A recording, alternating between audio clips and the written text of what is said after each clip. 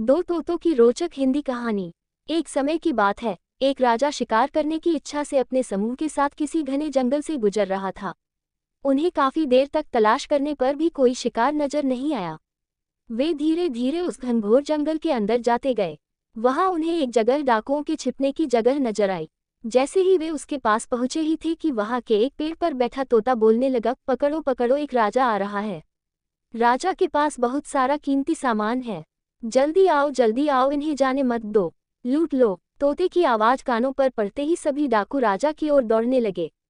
डाकुओं को अपनी तरफ तेजी से आते देखकर राजा और उसके सैनिक भी अपनी जान बचाकर कर भागे।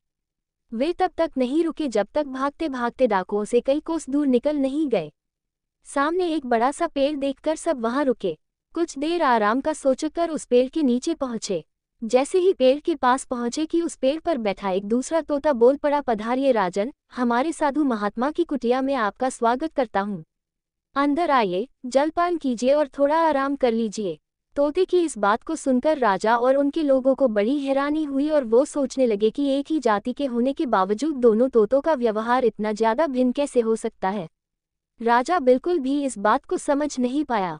राजा तोते की बात मानकर अंदर साधु महात्मा की उस सुंदर कुटिया की ओर चला गया।